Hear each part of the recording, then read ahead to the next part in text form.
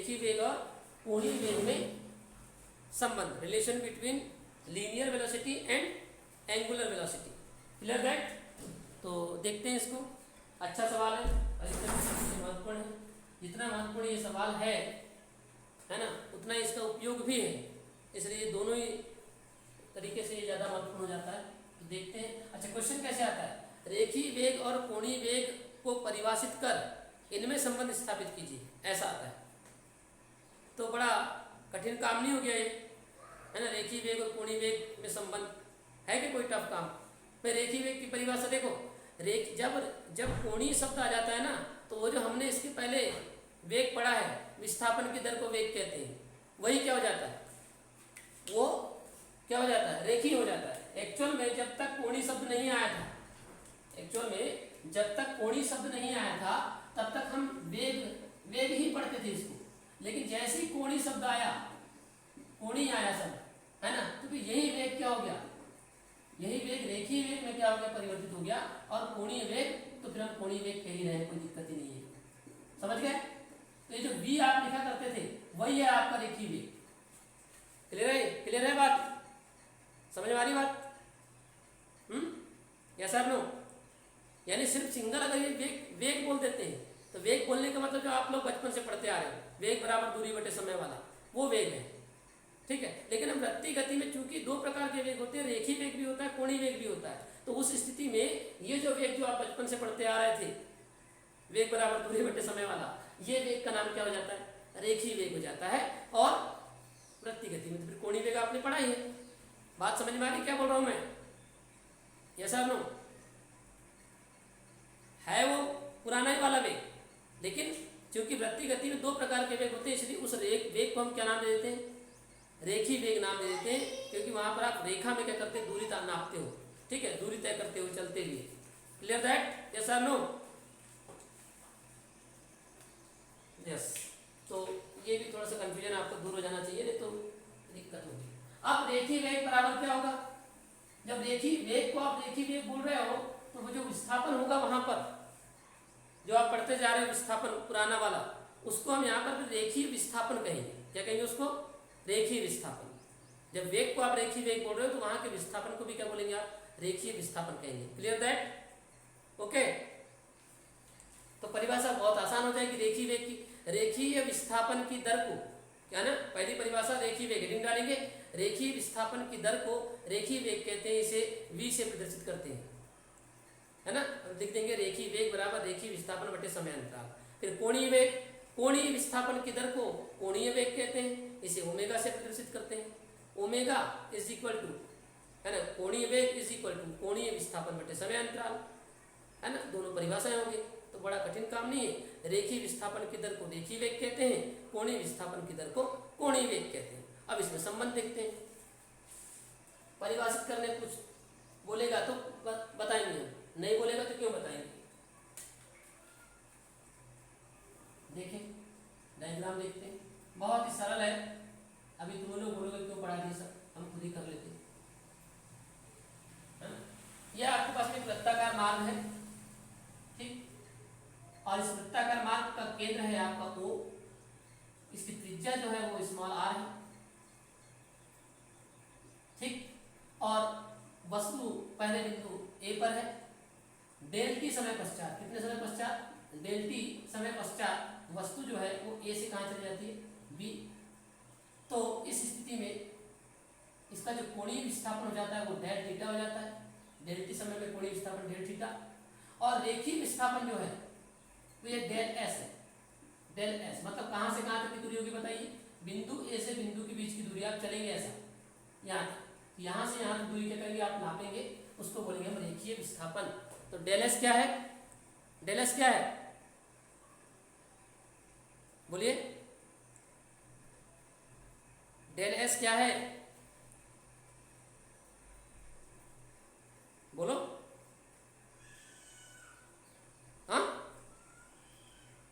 रेखीय विस्थापन, जोर से बोलो, रेखीय विस्थापन है। और डेल थीटा क्या है? कोणीय विस्थापन है।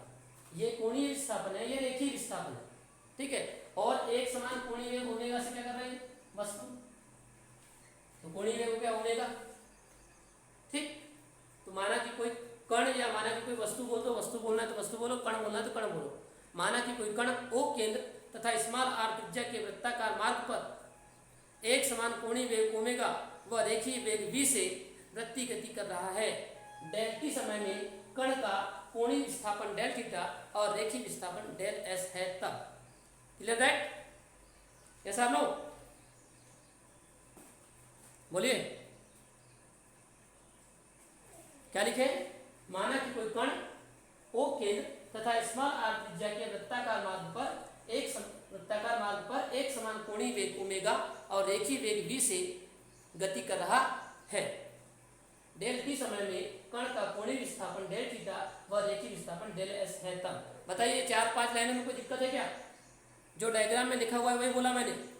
माना कि कोई कण ओ केंद्र तथा स्मॉल आर त्रिज्या के वृत्ताकार मार्ग पर एक समान कोणीय वेग ओमेगा व रेखीय वेग v से गति कर रहा है। डेल टी समय में कण का कोणीय विस्थापन डेल थीटा तथा रेखीय विस्थापन डेल एस है तब। क्लियर?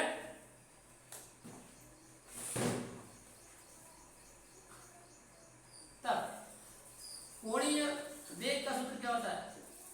कोणीय वेग बोलिए।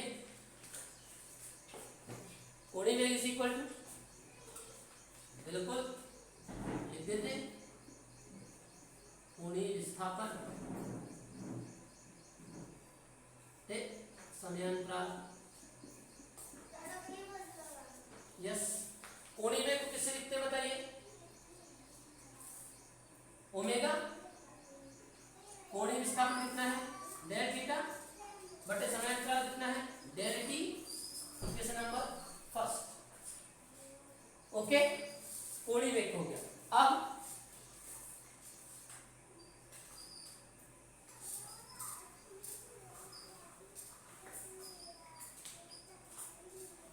रेखीय वेग।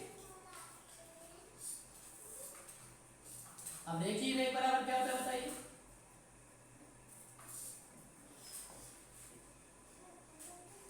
बिल्कुल रेखीय विस्थापन बटे समयांतराल। ये हो गया है ना? अब रेखीय वेग किससे लिखेंगे? v से। किसे लिखेंगे? v से लिखेंगे। तो रेखीय विस्थापन कितना है बताइए? कितना है? Del S.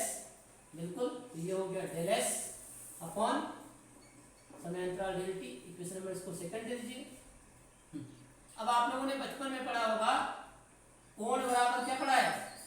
क्या होता है कोण बराबर? बोलिए। कोण बराबर 4 बटे त्रिज्या। बिल्कुल 4 बटे त्रिज्या। ठीक, अच्छा कोण कितना बताइए जरा? कोण कितना?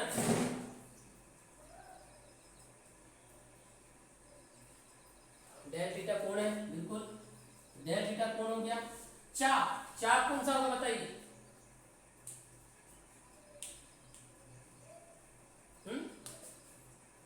एबी। बिल्कुल है ना, कोण के सामने चाप होता है। जैसे ऐसा प्रकार आपने रखा होगा, याद करो, इस तरह से आप घुमाते हो तो ये चाप कहलाता है ना? तो भाई ये हुआ ना आपका इस तरह से, ये यहाँ पर थीटा, डेल थीटा है अभी अपने पास, तो आपने ऐसा घुमाया ना, तो कोण के सामने क्या बनता है? ये चाप बनता है। तो यहाँ कोण के सामने चाप क्या है? ये वाला AB। और AB का मान कितना है बताइए? AB का मान कितना है?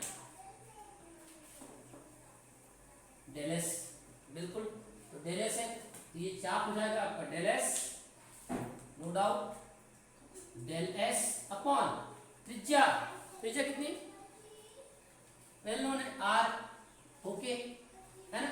बस इस डेल थीटा के मान को कहाँ रखिए? समीकरण नंबर 1 में रख देते हैं, है ना? समीकरण 1। तो समीकरण 1 से देखिए, omega is equal to del theta जो है, इस डेल थीटा के स्थान पर क्या रखना है हमको? Del s upon R. तो इसको रख देते हैं डेल एस अपॉन आर। ठीक, ये हमने डेल थीटा के स्थान पर रख दिया डेल एस अपॉन आर। और अपॉन में क्या है, डेल टी है, ये रख दिया डेल टी। थोड़ा सा और सॉल्व करते हैं। ओमेगा इज इक्वल टू, बताइए जो आर है वो कहाँ आएगा, नीचे आएगा कि नहीं आएगा, आएगा नीचे, ऐसा नो। तो क्या ये जो आर है इसको हम 1/r लिख सकते हैं क्या, ऐसा या ऐसा नहीं लिखना है तो मत लिखिए, कोई दिक्कत नहीं है, ऐसा लिख दीजिए। अगर ऐसा लिखना नहीं चाहते, आपको बुरा लग रहा है, तो डेल एस और अपान में आर इंटू डेल टी कर दीजिए, क्या दिक्कत है, आएगा नीचे। अब इस आर का यहां गुणा कर दीजिए, तो क्या हो जाएगा बताइए, omega into R is equal to del s upon del t, होगा कि नहीं होगा। अच्छा, del s upon del t का मान बताइए समीकरण नंबर 2 से क्या है,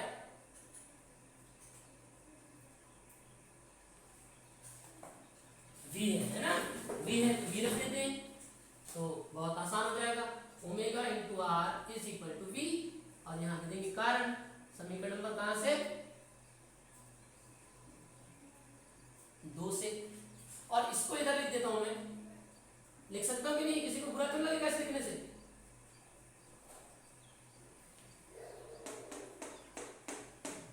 हाँ नहीं ना। Omega into R is equal to v है, तो वी को इस तरफ और इसको इस तरफ, इसमें बुरा लगने की क्या बात है। वी इज इक्वल टू क्या हो जाएगा, ओमेगा आर, और वी क्या है बताइए, क्या है, रेखीय वेग। ये ओमेगा क्या है, कोणीय वेग, और आर क्या है,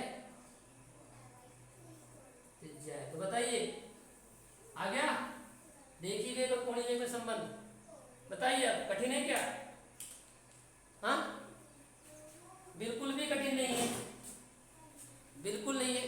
कोणीय वेग निकाला, कोणीय वेग के बाद में रेखीय वेग निकाला, फिर कोण बराबर 4 त्रिज्या, डेल थीटा का मान समीकरण नंबर 1 में रख दिया, थोड़ा सा हल किया, उत्तर आ गया रेखीय वेग बराबर कोणीय वेग गुणित त्रिज्या। क्लियर दैट, बन जाएगा सभी से, यस और नो, ओके बन जाएगा तो बहुत बढ़िया है।